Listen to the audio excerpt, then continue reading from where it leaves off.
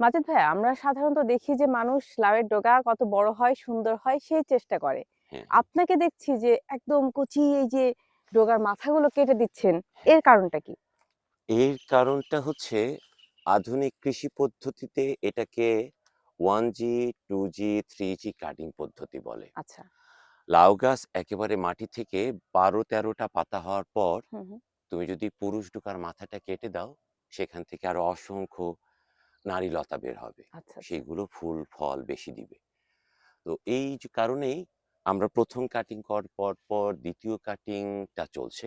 আচ্ছা। ১ম একবার এই পুরুষ ডোকার মাথাগুলো আমরা কেটে দিয়েছি। এরপর দেখে বুঝে যেমন ধরো এই হুম, ডোকাটা হুম, দেখো, হুম।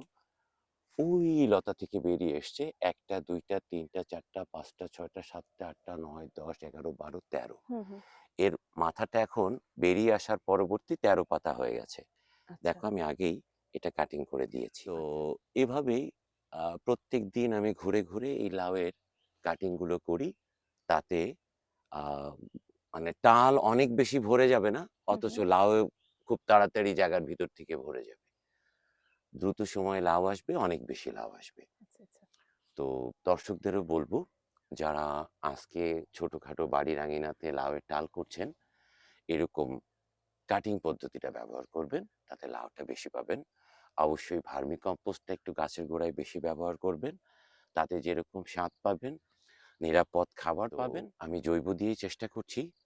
আ খেয়াল করলে দেখা যাবে যে হুম, আমার হুম, লাউ হুম। গাছের গোড়ার মাচায় একেবারে পট পট দিয়ে ঢেকে হ্যাঁ, হ্যাঁ, দিয়েছি। হ্যাঁ। এটাকে ন্যাচারাল মালচিং পদ্ধতি বলে, যাতে ঘাস জন্মাবে না, মাটিটা হুম, হুম, হুম, তাওয়াটা হুম। শুকাবে না।